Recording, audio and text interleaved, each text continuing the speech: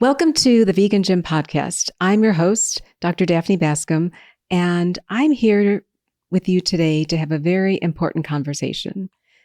So, many of us on our journey to health, whether that health journey involves weight loss, whether it involves muscle gain, we've all had to assess and reassess our relationship with what we eat. You've probably done the macro tracking. You've probably tried to do the balance plate. You may have tried multiple different strategies to help you achieve your goals and to help you develop a healthy relationship with food. But it's not easy, and it may be an evolution, and it's been an evolution for many of us. But today, what we would like to do is to share with you some core principles that relate to how knowledge about nutrition, about tracking your macros, can lead you on a path to sustainable, healthful relationship with food and to intuitive eating.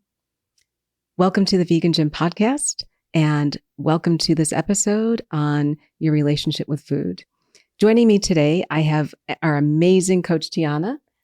Hi, everyone. So excited to be here and very excited for this conversation. I think it's an important one.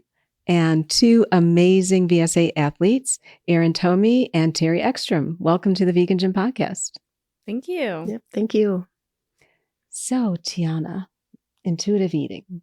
We've had a lot of conversations about this, and we've seen the challenges many of our athletes have because it's a journey. Can you share a little bit with your background in food and nutrition and coaching, some of the core principles that our community would benefit from knowing as they assess their own relationship with food and how they're getting to that point of being able to eat with comfort and joy and not necessarily track everything they put on their plate? Absolutely. And I find it very interesting because I personally, as a coach, find that this is one of the hardest part of this journey is when you get to the point where you want to switch from tracking macros and tracking your calories to really focusing on listening to your body and eating intuitively. And it can be a process. It can take a long time. It usually does. And it does require a lot of trial and error. But there are definitely certain aspects that can help and certain strategies that we're going to be talking about today that all of the listeners can implement as well. But before we dive into all of that, just want to talk a little bit about the concept of intuitive eating. It's essentially a flexible and mindful approach to eating where you're really leaning into listening to your hunger and fullness cues. So you're leaning into when to eat, what to eat, and how much to eat without following any rigid rules. So it's not necessarily a diet. You're not following any strict protocols, but it's also at the same time not just, let's just eat as much pizza and ice cream as you can because that sounds good. So we do want to be mindful about health through this process. And that's why knowledge on nutrition and knowledge on macro tracking is so beneficial, because if you have never tracked your nutrition and you don't have any awareness around portion sizes, around calories, it is really, really hard to do this successfully and still reach your health and fitness goals. So what we work with most of our clients at the beginning is really giving them that basic knowledge on nutrition, which does come with macro tracking and paying attention to what you're eating and learning about portion sizes. So empowering yourself with that knowledge gives you the confidence to know how to trust your body. I always like to tell my clients that your intuition improves with knowledge. And you get that knowledge by going through a process of learning about nutrition, tracking your meals. I know if you have never done it, it can be a little bit tedious. It can be a little bit overwhelming at the beginning, but it's also something that you don't have to do forever. So the idea is that while you're doing it, you are really learning a lot about portion sizes, about how to fuel your body for your performance goals, for just thriving and being a healthy human. But then you do want to get to the point where you don't have to do that for the rest of your life, right? And that journey can take time, and it can take, like I said, a lot of trial and error. And so today we're going to be discussing a little bit about that whole process and how to do that successfully. But before we dive into some of those strategies, I would like to ask Erin and Terry about their own experiences with macro tracking. And if you can share a little bit about the process of tracking macros and your transition to more of an intuitive eating and portion size approach. Let's start with Terry. Okay. I use Chronometer to measure what I've been eating. Personally, I like to track the bits of nutrition that I'm getting as well, so I know how to supplement at the end of the day. But as far as the macros go, I do focus on the protein first and fill in around it with the vegetables and the fruit and everything, eating the rainbow. There's times at the end of the day I'm looking to see how I can fill in better where there's a gap. So thank you. Yep, you're welcome. Erin? Yeah, I have been tracking. I use Chronometer as well. It's my favorite app for it. I started tracking probably when I started working out and exercising more. So at least 7 years. And I'm a rule follower. So tracking macros I'm a rule follower, and I also don't mind eating the same thing every day. So both of those go very well together. So I have the macros, I follow the rules, and then I eat the same thing every day. So I find if I have my oatmeal every day, I already can copy and paste pretty quickly.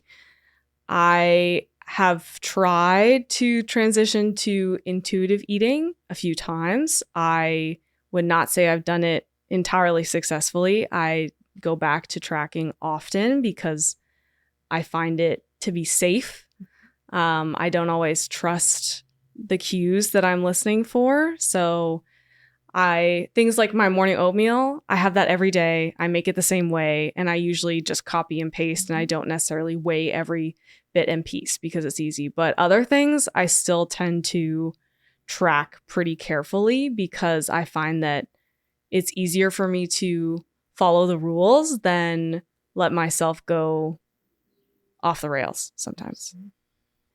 Absolutely. And I think what you mentioned, Erin, is super helpful because I think a lot of people just assume that you're either tracking everything or tracking nothing and eating completely intuitively. And there is that middle ground. So you can still use macros and tracking and apps, even if you're trying to eat more intuitively. And that goes back to it being a process, right? So you might still be in the phase where you do need some help from the apps and, being aware of where your protein is for the day or how many calories you're taking. And it also, a big part of this is our goals. So if your goal is weight loss, I do think that it's challenging to just eat 100% intuitively and never track anything. It can be done. People have lost weight eating intuitively. But a lot of the time, if your goal is to get there in the most efficient way, it might not be the best strategy because it does require a lot of trial and error, and it might just leave you feeling frustrated.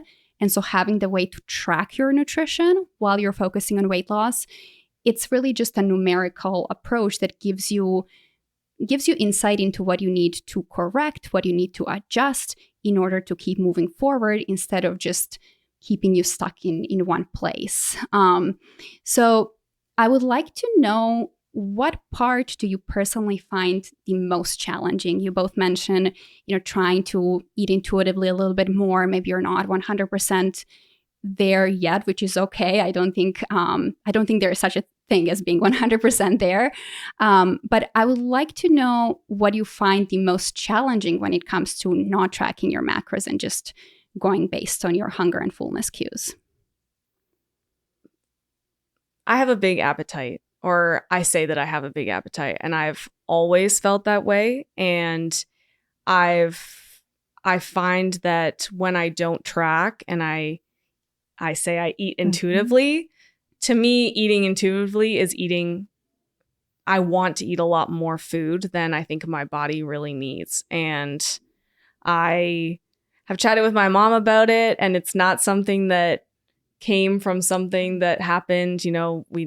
I always had everything I wanted as a kid food wise. And it's just something that kind of developed as I think my body image changed. And I started always trying to lose weight or always trying to be a certain size and hyper focusing on food and calories. And I think from that point on, I always had this either restriction or overeating yo-yo constantly. And I still have that. I still have days when I know I eat way more than my body needs because, an hour later I feel overly full and I know that I've eaten too much. And I think I fall back on tracking because it's a way for me to stay in the lines and I can't, I don't want to break the rules. But sometimes for me, I have a voice in my head that's like, oh, I want to go eat something, or, oh, this sounds really good, or I would like a second portion. And it goes into willpower of arguing. I say I'm arguing with the voice in my head. And a lot of times I can tell it to go away and be quiet. But some days I just get tired of arguing with the voice in my head that wants to eat more food. And that's when it turns into all right, well, I'm just stubborn and want to break the rules now. So I'm just going to eat whatever I want and then later regret it or feel bad. And that's, I think, I find it tiring I feel like I'm constantly fighting that battle in my head. And some days I'm like, I just want to eat this and I'm just going to eat it. And I become a rebel after I just talked all about following the rules. And Erin, if you don't mind my asking, when you having that battle in your head, what is your body feeling, or how are you? Maybe a different question is how can we help you understand your hunger and fullness cues better, so that maybe it's not because that fight will get tiring after a while, and at some point you're just going to say, I'm tired of, I know the cookies are there. I'm just going to go get them. And once they're gone, then I don't have to think about them again. And that's me talking, not you. I feel the same way. Yeah. Sometimes. Yeah. But and you don't have to answer this right away, but how can we better equip you so that this isn't a battle that you have every single day forever? How do we help you get in better touch with, am I hungry? Am I full? Or develop strategies so when you're having that fight, you think, do I go for a walk, or do I go do 10 burpees, or do something to get distracted, and then the battle's over? If I may answer now, I think that sometimes I read the hunger fullness cue, and I don't know if we're going to talk about the scale, but I might be at a 6.5, 7 of, okay, I probably don't need any more food. But I want to eat more food. So I can read the cue or I can tell how full I am. But sometimes I think, oh, but that tastes really good. I really want to eat more of that. And I think reminders, I have a note in my phone that I wrote after I ate more than I wanted, more than my body wanted to. And I wrote down how I felt about myself, how I physically felt. And I have that sometimes of when I want to eat something that I know that my body probably doesn't want right then, I'll look at that, because it's really easy to forget that morning at the day after feel, or it's easy to forget that when you're in the moment looking at the piece of chocolate cake or the pizza that's really good. And so yeah, I try and have more reminders than anything, but I don't know if I have the full answer of what needs to happen or what I can do better. And I just try and be as open as possible with friends and family. I've asked people to help me with, if you see that I'm mindlessly eating or really not thinking about it, I've asked for a little poke. And I think some people may have opinions about that and whether they think that's right or not. But for me, sometimes I need someone else to help me. And it doesn't need to be, oh, you're eating too much, or it's just like, how are you feeling? Or have you been enjoying the food? Like, it just can be something like that where then I'm like, oh, right. Okay. I don't actually want to eat this because I know it's not going to make my body feel good. Yeah, just that external reminder can sometimes be helpful. Will that help me meet my goals? Yeah, we made bracelets this week at the retreat, and I wrote future you on mine as a reminder of, think about Erin tomorrow, a year from now, 10 years from now. What would future Erin want me right now? What decision would I want her to make, whether it's food or exercising or just enjoying life? And this can be my reminder. So perfect. I love that. Not going for that immediate satisfaction, but thinking about how is this going to make me feel afterwards. And I think that's something a lot of people struggle with, and I'm sure that you're not alone in that experience. And I was wondering if Terry wanted to share what is your experience with what part of intuitive eating do you find the most challenging right now? It's tricky. Now I'm going into a new phase of my life. In September, I'm changing to a different shift. So we'll talk with my past self, I guess. I work night shift, and I tend to have about half my calories for the day past midnight before I leave by 7 a.m. or 6:30 a.m. So I have a lot planned out. I try to load with the protein. The trick is, the challenge is what's available maybe at work that I might decide that I want to indulge in.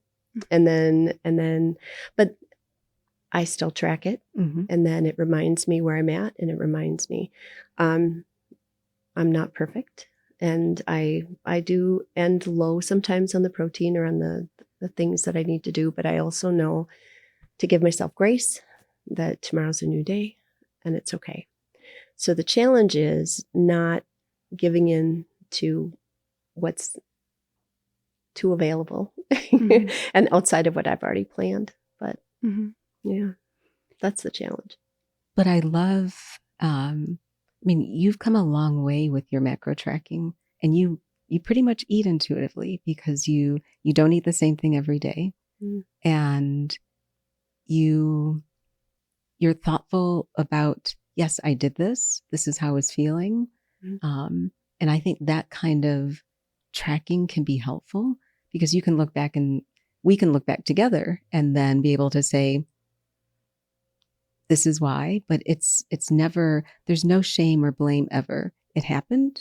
I know why. Let's keep moving forward. Yeah. And that's one thing I do like about Chronometer is I'll make a note on there. Well, today was a very frustrating day or a very stressful day, or it was, I'm trying to think of other feelings, but there are those things that get in the way of progress, I guess, or success, but it's just one moment in time. Exactly. And I think both of you brought really good points as far as what some of the biggest challenges are when it comes to transitioning from tracking macros to intuitive eating. And I would say they can kind of be sorted into two categories. One is, Erin mentioned, not really always knowing when she falls on that hunger and fullness scale. And for any of our listeners who don't know about hunger and fullness scale, it's basically a scale of 1 to 10, or I guess 0 to 10, right? So if you're at the bottom at a 0 or a 1, you're feeling extremely hungry, I can eat anything in front of me type of hungry. And then 10 is, I am so full that I'm not feeling uncomfortable, almost sick. Where we want to be on that scale at all time is somewhere between 3 and a 7. And that's not always easy to know how to judge that. If you have struggled with yo-yo dieting, I think just social media in general, right? It's all of the diets, all of the advice on nutrition. I don't think there's a person out there who hasn't tried a diet or followed some type of restrictive program before. And through that process, we can lose that feeling of what it means to be full and what it means to be hungry.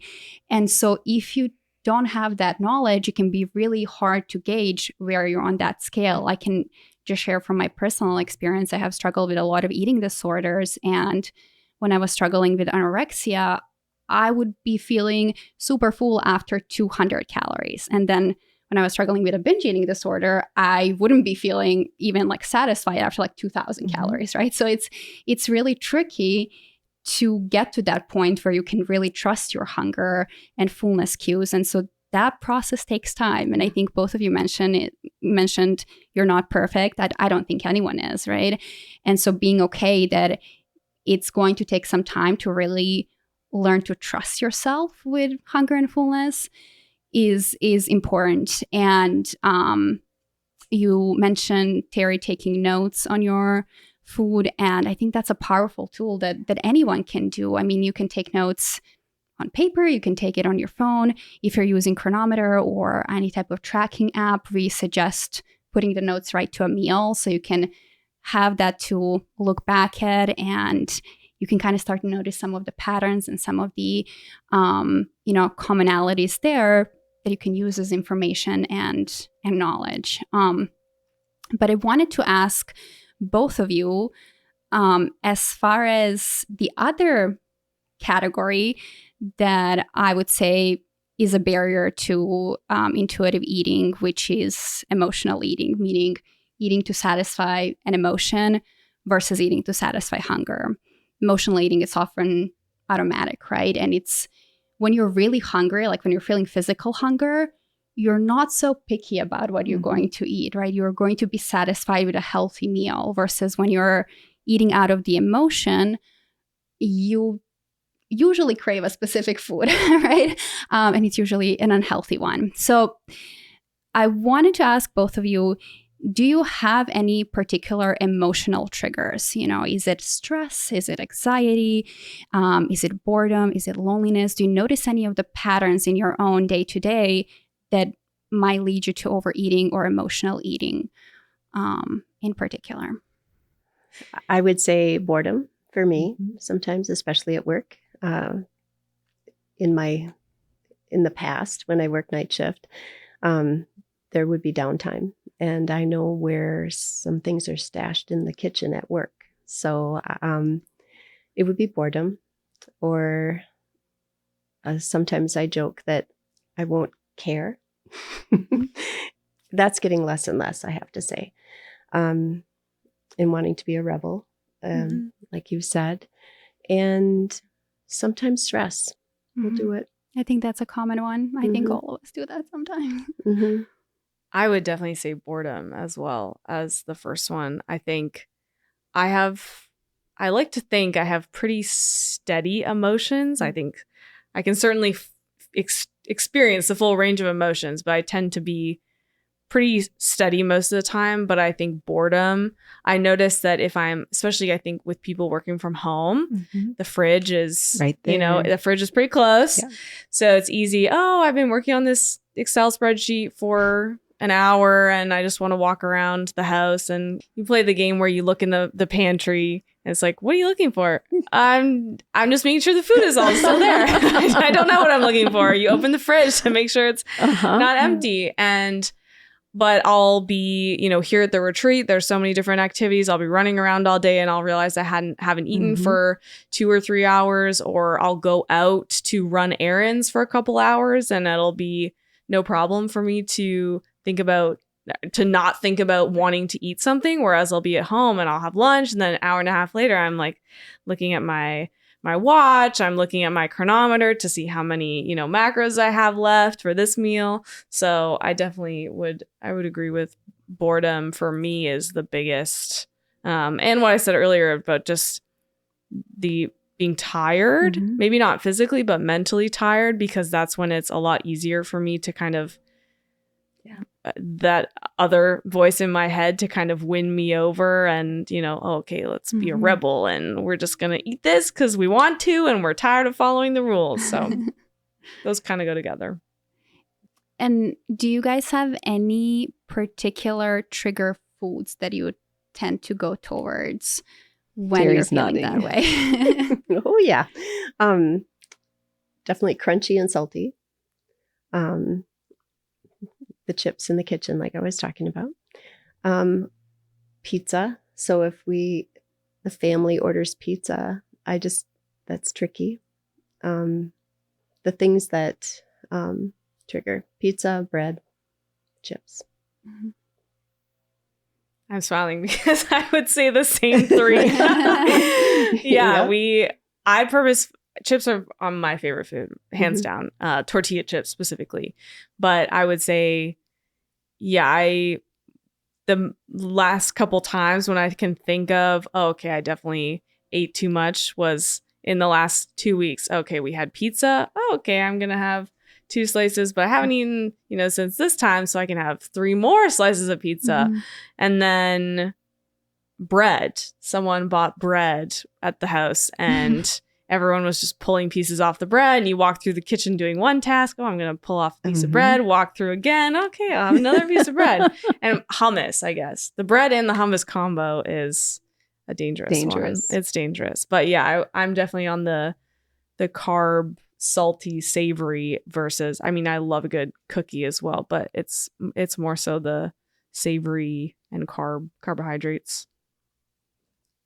Tiana, just for our audience, is there a definition of emotional eating, or I just want to make sure that we're all working from the same foundation of knowledge? Can you frame that for us? Yeah, absolutely. So emotional eating, what it entails is eating to satisfy an emotion rather than eating to satisfy hunger. That's the biggest difference, right? Because there's nothing wrong, especially talking about intuitive eating and listening to your body and your hunger cues. If you're hungry, there's nothing wrong with having a meal, especially if it's a healthy one, right?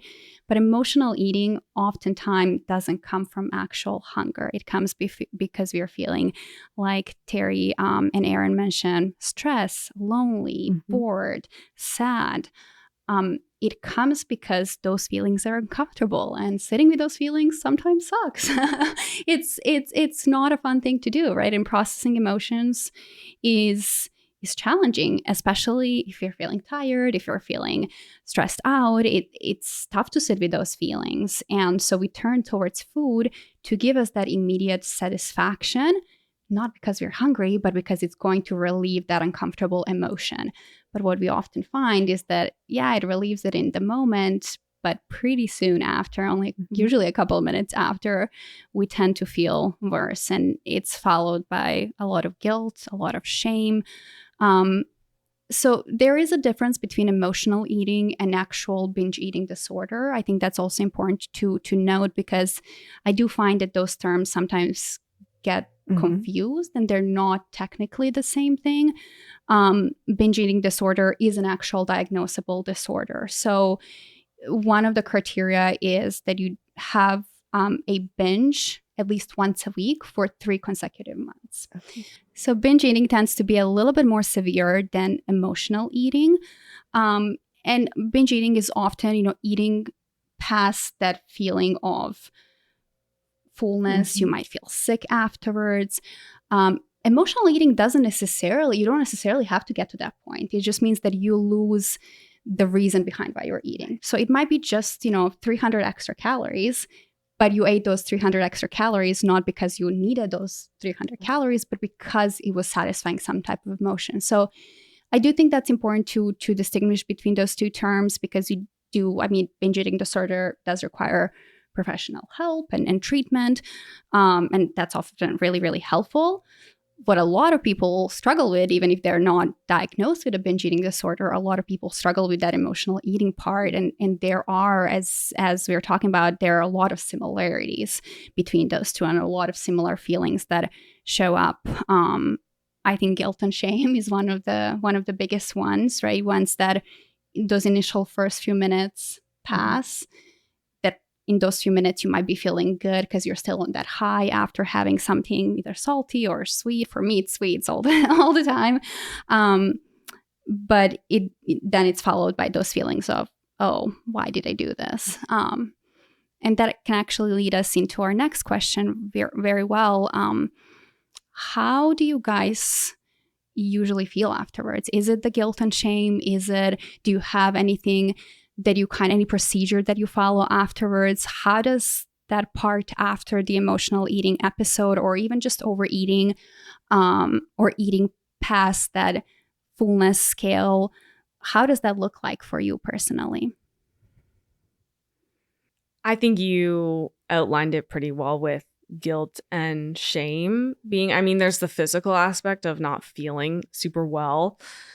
But for me, it's the guilt and shame more so around, I feel like I should know better by now, because I've been tracking macros for so long. I've been on my health and fitness journey for so long. I've had, set goals, whether it's with powerlifting or, feeling a certain way about myself. I think a lot of times, how can I make the same mistake over and over and over again? And it's always, okay, this will be the last time I do this. And then it might be a week later, it might be 5 months later. Mm-hmm. And then something happens again where I eat more than, my body wants to. And it's like, oh, okay, I thought I had learned this lesson. And I think there's also a lot of comparison, because I have people in my life who, to me, it seems like it's very easy for them to just stop eating. And I'm around other people, and, you go for dinner with coworkers and there's a basket of chips on the table, and I'm sitting there for 20 minutes thinking, okay, we already had however many chips. We don't want to eat anymore because we want to enjoy this nice meal, and maybe there'll be dessert or something. And I'm sitting there actively trying to not reach for more chips. And I think, is everyone else here just find it? Because I have people in my life who I know find it very easy to just say no to the chips. Mm-hmm. And then you kind of get this feeling of, am I the only person who feels this way? Because it seems like other people find it very easy to make the choices that I would aspire to make every time. So I think there's guilt and shame around not knowing better, and feeling like I'm the only different, or feeling like, oh, everyone else seems to have it all together, and I'm the only one who's stressing about not eating more chips. Thanks for sharing that, Erin. Mm-hmm. And you're not alone. Many of us, which is why I tend not to eat out very often, probably because of the control freak. But whether it's the bread basket, whether it's the tortilla chips, if it's on the table, it's going to be very hard to resist. And it's hard when you're out with the group, because you can't just say, don't bring that. That's usually part of the appetizer or just facilitating that gathering. But please know you are not alone. How do I feel afterward is the question. I think each time is a little different, depending on what it was that I reached for that I didn't need. I still go back to, I don't know why, we went through a period at work where people were bringing in so many donuts. And I went through a period, sugar's my thing too. But I've gone away from it because I did give it up for a certain amount of time. And that helped a lot. But after the fourth donut, might have been 5. And of course I cut them in half, because I'm like, oh, it's just a half. And then with each half, it just grew. And I'm like, well, day shift doesn't know how many were really here anyway. So then I took another one, and I have wonderful excuses. And, but after that fourth one, that was when I'm like, I need to give this up for a certain amount of time. And that helped a lot. I don't know if I can do that with salty things. But just saying, how did I feel after that was, well, I wrecked my day. I mean, there is kind of a, almost, since I've gone this far, who cares about the rest of the day? But I regroup and try to find ways to build up that protein that I've obviously been missing.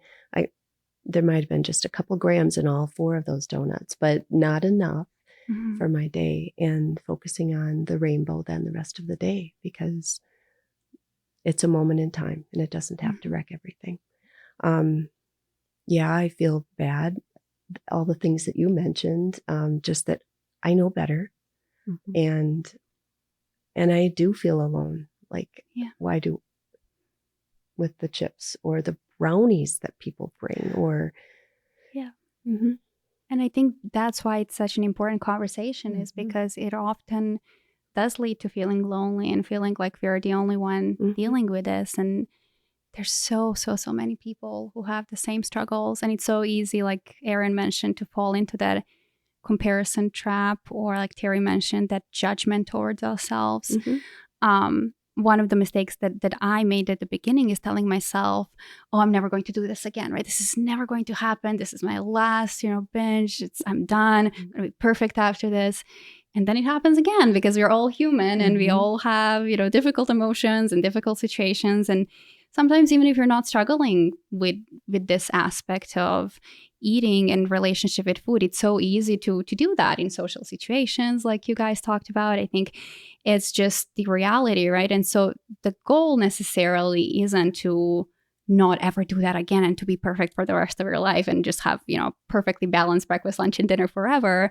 But I think the goal is to have tools to know how to navigate those situations more successfully and efficiently, to be able to judge yourself less through that process and give yourself that compassion and self-love, because it's a lot easier to approach the journey towards a healthy relationship with food when you approach it from a place of self-love instead of that judgment and feeling like a failure and hating ourselves. And just giving yourself time, because it takes time, and it's okay that it does, and it's okay that sometimes it goes backwards, right? Sometimes we feel like, oh my gosh, I made so much progress. Like Erin said, oh, I've been doing this for so long. Like, how can I make this mistake again? And it is just a learning process. And so giving yourself grace through that is very, very important. And I wanted to touch on a little bit on some of the tools that we use through that process. I wanted to mention a couple of ones that I usually share with my clients, but I would love for you ladies as well to share what has been most successful for you. One of the ones that I personally used a lot is urge surfing. I know we talked about that in VSA a lot. And it just means once urge surfing is kind of like riding that wave, right? Riding that wave of emotion. So usually something will trigger us and it will trigger that craving. So for me, it's usually for something sweet, whether it's cookie or chocolate or some type of ice cream, something will trigger me, whether it's a stressor, it's an argument with someone close to me, and I will start having that craving for that ice cream, right? And then that urge slowly starts to rise and it gets more and more intense. And when it reaches that peak, it's like that peak of the wave, that's when that feeling is so uncomfortable. It's like, I've got to do this right now, or like nothing else matters, right? No future me matters. Like, I've got to do this right now because I need to not feel this difficult emotion in the moment. And usually that urge goes down. So it's just the most challenging at the top. But after 10 to 15 minutes, that wave starts to go down. And the goal is to ride that wave, to not give in to that urge, not give in to that craving when it's at its peak, knowing that it's not going to stay that way for a very long time. It is going to go down. But it's really challenging to do that. So I understand that it sounds easier than it actually is in practice. However, it's kind of like muscle, right? When you go to the gym, you build muscle, you get stronger, get more comfortable with the exercises. I think the relationship with food and this exercise in particular is the same way. The more you practice it, the more you build that confidence and show yourself that, yeah, I can actually do this, right? And so waiting when you're at that peak of that urge, waiting those 10 to 15 minutes is the key, and reminding yourself of, like Erin mentioned, your future self. How do I want to feel in the moment? Really stepping backwards and giving yourself a little bit of a wider perspective of, okay, this is just a moment right now. It's not going to last forever. And how am I going to feel tomorrow? How do I want to feel tomorrow, right? Who do I want to embody? And I'm wondering if you ladies have you used that strategy before, or do you have any other strategies that were successful for you? I've tried a few things. Urge surfing specifically, maybe a little, but I definitely have tried the what am I feeling? And is it boredom? Okay, boredom. And just have a conversation with it for a minute and just tell myself to wait a little bit or whatever, or find something busy to do. Tools. Also, I avoid the break room. That's what I've done. That was one way to not even see what's in there, because fortunately the time clock is outside in the hallway and I can just clock out. I leave my stuff out in the station and go there. I try to find a different route home instead of stopping at Taco John's for the burrito. Just trying to do things differently. Or I have kept things left in my lunch to snack on my way home. Celery is crunchy and it has that enough salt sometimes that will help fill the need that I have, or something sweet like grapes or medjool date with some peanut butter. So whether I'm feeling sweet or savory, I try to have those available and avoid shopping for the things I shouldn't have in my home. Yeah, I think keeping yourself, especially with both of us talking about boredom, it's giving ourselves something to do, keeping busy, and creating your environment to make it as easy as possible. Easy as possible to make the right choices for your goals when willpower or motivation is on the floor.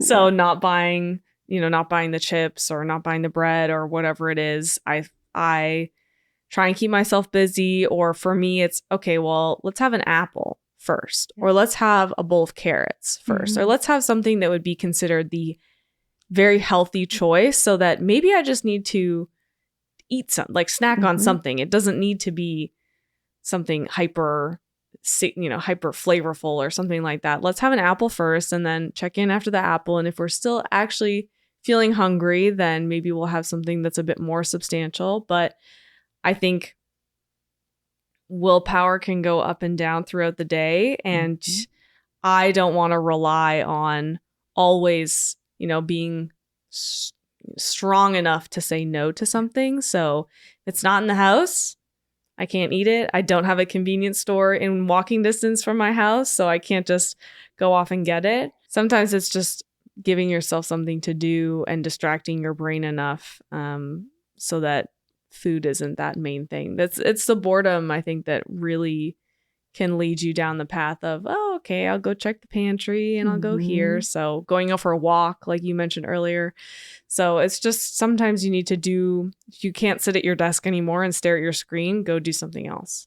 Yeah, and I think it's important to have multiple strategies, right? Because not the same strategy is not going to work every single time. So going for a walk, I think mindful breathing, meditation can be really powerful, journaling, calling a friend. Aaron mentioned relying on other people for that external support. We often feel lonely and alone in those situations. And so having people around us who can help us through this is important. And I do want to ask all of you ladies this question, and I would love if Daphne would answer too. But, we talked a little bit about there is no such thing as a perfect relationship with food. I truly don't believe there is a single person out there who has a perfect relationship with food. But how would you define for yourself personally, and I think this is going to be a little bit of a different answer for everyone, but how would you personally define a healthy relationship with food for you? What is that place that you're striving to get to right now through this process of, using tools like macro tracking and logging your food and measuring your food, but also using the concepts of intuitive eating and trusting your body? What would be that ideal place for you personally where you would feel empowered, you would feel confident, you would feel like you have control over food? Can you paint that picture for me? Daphne, do you want to go first? Sure. So my ideal relationship with food is one where I understand I want to eat to fuel my goals, because I'm not someone who I like to eat, but I'm not a foodie in that I have to go out to eat. It has to be fancy. I can eat the same thing 5, 6, 7 days in a row and I'm comfortable. But to me, I want to not have any barriers to what I can have in the house. I jokingly have shared that for many years, the peanut butter stayed in the car. Same. Because if the peanut butter was in the house, it was in my mouth by the spoonful. And I'm proud to admit it. But now I keep the peanut butter in the house and I don't want the peanut butter. I want to feel that I can make healthful choices. I can indulge when I want to, and I can do so without feelings of guilt or shame. But I can know that there's not going to be, every day will not be perfect in terms of what I think I should eat. But I know my body tells me very well now when I'm not feeling well, whether it's stooling, whether it's energy, whether it's, am I losing weight? Am I gaining weight? I still do track. I'm a chronometer user too, and I use it mainly for accountability. And also because I think, to me, it's important. It's also one of the reasons why I sometimes measure my blood glucose. I like to know what I'm asking other people to do. And so that feedback is also helpful for me to help explain, here's what tracking is, here's what it means. But it is a interesting check occasionally just to reference, am I actually meeting my protein goal in particular, but am I staying within a healthful calorie range? But I just love to be able to eat beautiful food that is crunchy, that's salty, that's covers all the rainbows. And I don't want to feel that I have to avoid anything because I know that I can make healthy decisions. I'm just going to say ditto. No, just kidding. Go ahead if you had a thought. Okay, yeah. Mm-hmm. It's an interesting question. It's kind of paint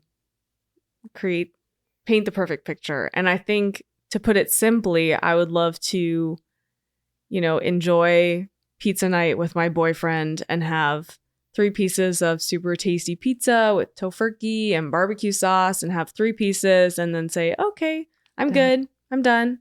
And not think about the pizza anymore. Mm-hmm. Because right now I have I've tracked, the pizza in, okay, I can have 3 pieces.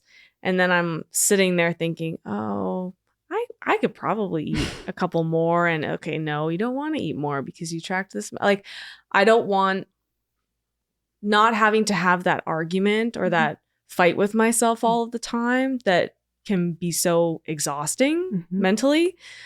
I would love to just enjoy 3 pieces of pizza or 6, tortilla chips or the bread basket, have a few pieces that I know is the amount my body wants, and then stop thinking about it because I'm not still thinking about eating more. I just move on with my day or move on with the meal or continue talking with friends instead of constantly fighting that battle. I just want to eat what my body feels is a good amount for it and then move on. Mm-hmm. What I would love is that I can just throw things together that suits the salty or the sweet that I know comes from nature and isn't processed.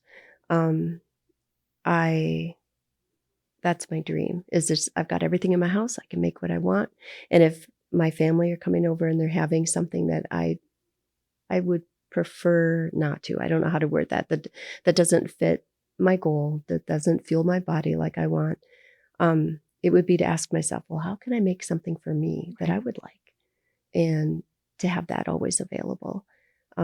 So that would be my dream, I guess, Thank you, ladies, for sharing. I think what all of you said was very powerful and something that I think most people strive for. I did also want to share one strategy to leave everyone with that you can start practicing in your day-to-day as we are working on that relationship with food and creating a little bit more of space between our emotions and our plate. And this is a strategy that I personally found super helpful in my own journey when it comes to binge eating. It's called the STOP method. You might have heard it before. It's not necessarily just about emotional eating, but it can be used here as well very successfully. And STOP is an acronym because we all love acronyms.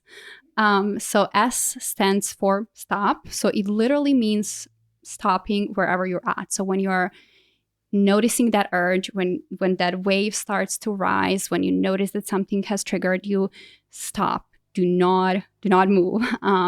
T stands for taking a step back. So you can do this physically. Depends on the location. If you're in the car or somewhere where it's not really doable, you can take a step back in your mind, but envision yourself literally taking a step back. O stands for observe. So really zoom out, almost separate yourself from the situation. Taking that step back kind of helps you unglue yourself from whatever is happening, and then really give yourself that full vision of what is happening. What emotions are you feeling? Why am I turning towards food right now? What emotion has led me here? Am I actually hungry, or am I doing this because it's going to make me feel better in a moment, but then make me feel guilty and shameful soon afterwards? So observe stands for really being present in that moment and looking at the bigger picture. And then P in the stop stands for proceed mindfully. So think about your future self. Think about how you want to feel 10 minutes from now, an hour from now. How do you want to feel tomorrow? I think having a lot of those strategies like urge surfing, like stop method, like meditation, calling a friend, we talked a lot about those, talked about a lot of those strategies today. I think having as many of those in your toolbox is really, really helpful, because different things will work in a different situation. And really just starting to slowly practice all of this. There isn't such a thing as a perfect relationship with food.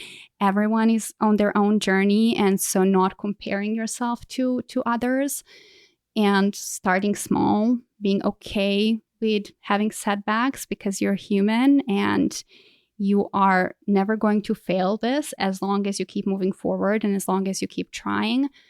And I think every single one of those situations where we feel like we failed or we feel like we messed up is an opportunity to inspect, to learn, to empower ourselves with more knowledge and use that next time. And the more repetition we have, the more of those situations where we do successfully apply something like urge surfing or the stop method, or we call a friend, the more of those situations we have that are positive, the more confident we feel and the more we learn to trust yourself or ourselves.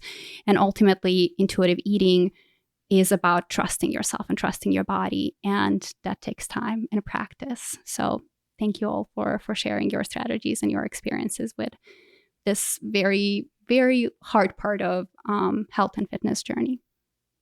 And I hope, and Tiana, thank you, because there's a lot of concepts we covered today. Understanding macro tracking is important. Understanding nutrition is very important. Understanding emotional eating and acknowledging that we all have emotions, and there may be times when we all emotionally eat. It's being able to stop, to your point, and if it's happening on multiple occasions, understanding what can or should I do to help change the behavior. It's also interesting, and I know we've talked about it sometimes, is what is the incentive too that may come from proceeding after you take that stop, or what is the disincentive that may come from stopping or proceeding. So there's a lot of nuances to really understanding how to navigate emotional eating. And I'm not sure I always like the word intuitive eating, but how to eat healthfully for life, and not have these demons or conversations that make us think that we are less than, or we are disappointing people, or we are not meeting our goals, because we are not perfect. We are never going to be perfect. And every day is just an opportunity to learn more about what can I do better to align with who I am and who I identify with, and how I can become that person and love what I eat and love what I do. But it's hard. Any last comments? or anything that you want to share in particular with our audience? Yeah, I think you touched on a lot of important takeaways. Just give yourself a lot of self-love through this process. It's important to not judge yourself for not being where you want to be yet.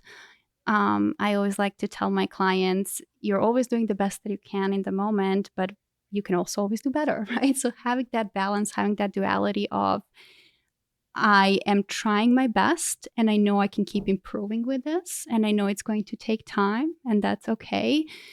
I think in any area of our lives, like if you're learning to play a piano, right? You don't get mad at yourself for messing up notes as you're learning a song. And so approaching your relationship with food in the same way that it is a practice. It really is something that takes a long time to get to, especially if you had a long kind of emotional battle with dieting, with unhealthy eating patterns, with social influences. It is going to take time. And so lean into that learning process. This is your own journey. Don't compare yourself to anyone else. Your relationship with food is unique. And so if you do fall into that comparison trap, just kindly remind yourself that it's okay that my relationship with food is a little bit different. And maybe I do struggle a little bit more than someone else. But just because I might be struggling a little bit more doesn't make me any less. It doesn't make me any more of a failure. I'm accepting myself where I'm at. And I'm leaning into the process about learning to trust myself and learning to trust my body and being okay with being imperfect. Terry, Erin, any words of wisdom that you want to share with the community? I would just say that I think Terry and I have not had a chance to really get to know each other super well, but I think what I said about I always feel like I'm alone in that feeling of not being able to have that perfect relationship with food. And I feel that Terry has shared similar challenges as me, and I've learned that about her, and I appreciate her sharing that okay, now I know there's someone else who feels the same way, and I think there are many other people who do as well, but a lot of people don't want to talk about it. They feel sometimes, as we do, there's a lot of shame around it, so they don't have that community or person that they can talk to about it. And so just knowing that there are a lot of other people who struggle with the same things, and it can be really helpful to open up to others or find a community where you can share those feelings so that you don't feel like you're doing it on your own. And I think getting a coach is also really helpful because, like I said, I can't always trust my cues or my inner voice. So having someone else who can help me work through that is a lot easier than if I was trying to do it by myself. Agreed. I definitely agree that having a coach is very helpful to give me grace, because I can be pretty hard on myself, and I've appreciated that. I guess that's the biggest thing, is give yourself grace. One thing I've always, for years, too, have said that I'm one meal away from doing it right. So I might mess up once, but I'm only one meal away from being back on track. That's a great philosophy. Erin, Terry, thank you. Our goal, mine and Tiana, was to create a space where we hope other people will feel more comfortable having this conversation, because it's an important one. And just keeping it inside doesn't solve it. And knowing that you can, Erin, you can now chat with Terry or call on Terry. Definitely call on your coach anytime. But I love what Brene Brown always says, in that there's only shame when things stay hidden, and there is no shame in this. So let's have a open and honest conversation. So thank you for being so vulnerable and for sharing parts of your life with whoever is listening. They may not know you, but I hope, and I know they will take away one thing from today's conversation that maybe they've been feeling and will make them feel a little bit better and allow them to have a conversation or find a community or find a coach to help them meet their goals. I hope you enjoyed this conversation today. If you are in any way struggling with your own personal relationship with food, one, feel free to have a conversation with someone in a safe space. I think it's one of the things about our community that is most amazing is that these are conversations that we can have. If you need help, please seek help because many times professional help may be required for you to understand and learn more about yourself. And there's no shame in seeking help, whether it's an in-person counselor, whether it's online through resources such as BetterHelp. But for you to have that relationship, not only with food, but with your own body that allows you to meet your goals, that's an important part of your journey. And we wanted to open up a space to have this conversation. It will not be the last time we have this conversation, but please listen again to some of the tools that Coach Tiana shared. Maybe implement them as part of your own toolkit to help you navigating your journey. And we would love to hear how you feel about this topic. If you want to hear more about how to navigate your health in the context of your relationship with food, please let us know. And until then, know that we care, we love you, and we hope you'll join us for the next episode. Please be well.